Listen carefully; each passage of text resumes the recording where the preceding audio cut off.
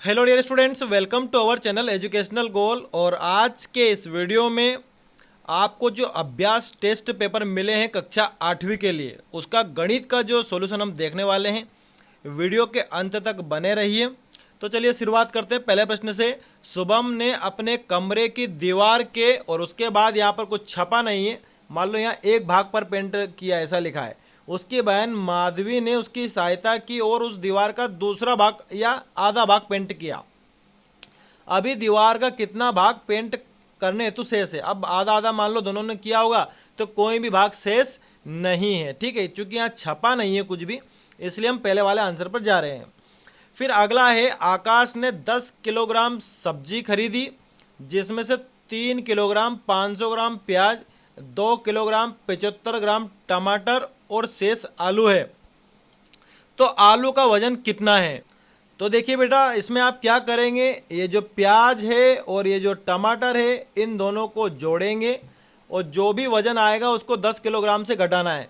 तो उत्तर मिलेगा हमारा 4 किलोग्राम 425 ग्राम। ठीक है, अब आगे बढ़ते हैं अगले प्रश्न की तरफ। हम निम्न में से कौन सी सूची में संख्या अधिकतम से निम्नतम में क्रमबद्ध है, यानी कि सबसे बड़ी और उससे भी छोटी छोटी। ठीक है, तो देखते हैं इस उत्तर को हम।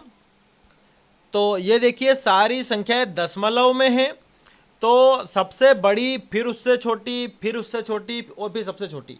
तो हम इस उत्तर पर जाएंगे, डी वाले उत्तर पर। ठीक है, सबसे पहले 0.44 है, फिर 0.43 हो गया, फिर 0.40 हो गया और फिर 0.34 हो गया। तो ये उत्तर बिल्कुल सही है। अब आगे बढ़ते हैं हम अगले क्वेश्चन की तरफ हमारे।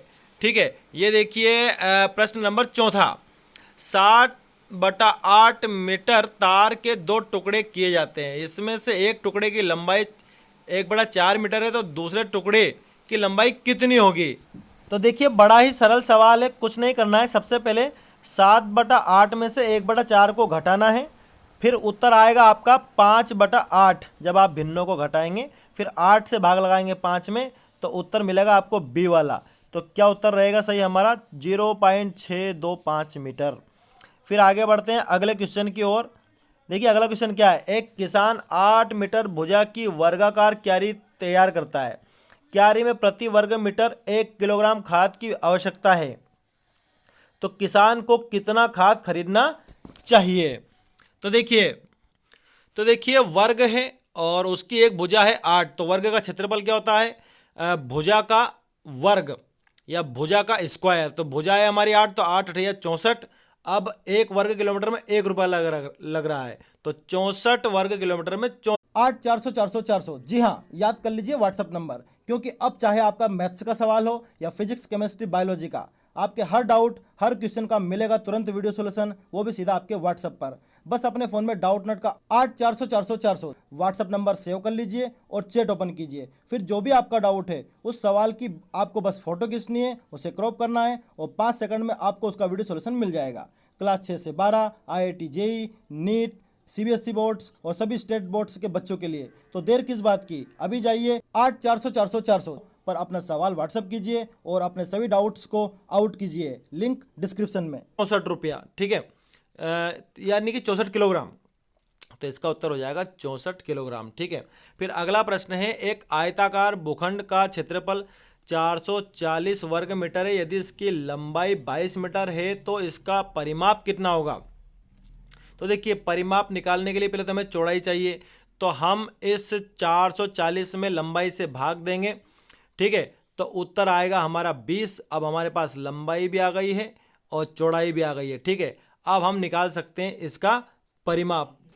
तो देखिए, अब हमारे पास लंबाई 22 है और चौड़ाई है 20, और परिमाप होता है 2 गुणित लंबाई धन चौड़ाई। तो 20 और 22 42 होते हैं, और उसमें 2 का गुणा होगा तो उत्तर आएगा 84 मीटर। ठीक है, तो इसका उत्तर रहेगा 84 मीटर।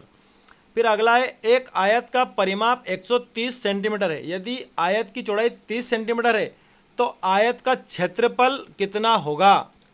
तो देखिए, परिमाप दिया है और इधर चौड़ाई दी है, तो पहले तो हमें परिमाप के फार्मूले से लंबाई निकालनी पड़ेगी। तो 2 गुणित लंबाई धन चौड़ाई, 2 से भाग लगेगा, बचेगा 65। 65 में से 30 जाएंगे, बचेंगे 35, यानी कि लंबाई कितनी आएगी? 35, और चौड़ाई कितनी है? 30।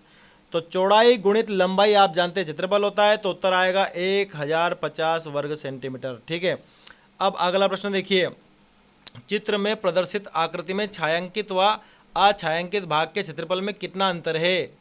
तो ये देखिए, ये वो चित्र है जिसमें एक छायांकित भाग है और एक अछायांकित भाग है, और छायांकित भाग का क्षेत्रफल अगर आप जोड़ेंगे तो वो 72 है, और अछायांकित भाग जो है उसका क्षेत्रफल है 70, घटाएंगे तो उत्तर आएगा 2।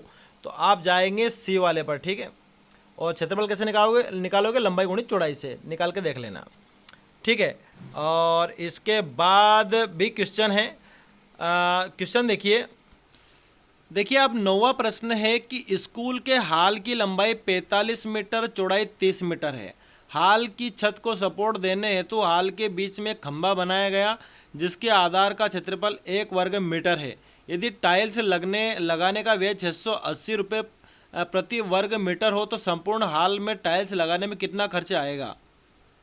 तो देखिए कुछ नहीं करना है, इसमें पहले हॉल का हम क्षेत्रफल निकाल लेंगे, तो इन दोनों का गुणा कर देंगे, वो क्षेत्रफल है। अब जो भी क्षेत्रफल आएगा उसमें हम 680 का गुणा करेंगे क्योंकि 1 वर्ग मीटर का खर्चा है ये। ठीक है, हम गुणा कर लेंगे इन तीनों का, और उसके बाद बीच में खंभा है तो उसका क्षेत्रफल जो है 1 वर्ग मीटर है, तो उसमें भी 680 रुपये लगेंगे। तो जो भी गुणे में आएगा उसमें से हमें क्या घटाना है, 680 घटाना। तो उत्तर मिलेगा हमें ए वाला। ठीक है, आप करके देख लेना, यही उत्तर आएगा। फिर अब हम अगला प्रश्न पढ़ते हैं। तो अगला प्रश्न है 8 सेंटीमीटर लंबे 5 सेंटीमीटर चौड़े एक गत्ते पर एक पेंटिंग इस प्रकार बनाई गई है कि इसकी प्रत्येक भुजा के अनुदिश 1.5 सेंटीमीटर हाशिया छोड़ा गया है। हाशिए का कुल क्षेत्रफल कितना होगा। तो देखिए आपको एक बड़ा आयत दिख रहा है ये वाला, इसमें 5 लंबाई है, 8 लंबाई है और 5 चौड़ाई है। ठीक है, तो बाहर वाले आयत का तो क्षेत्रफल हो गया 40। फिर अगर उसमें से आप ये अंदर वाला आयत का क्षेत्रफल घटा दें तो आपको इस हाशिए का मिल जाएगा। तो अंदर वाले की जो लंबाई है 5 रह गई है और जो चौड़ाई है वो 2 सेंटीमीटर रह गई है। तो 5 दूनी 10 और 40 में 10 जाएंगे तो बचेंगे 30, तो 30 आ जाएगा हाशिए का क्षेत्रफल। तो ये आपका सॉल्यूशन हो जाता है। इसको शेयर करना। Thanks for watching this video.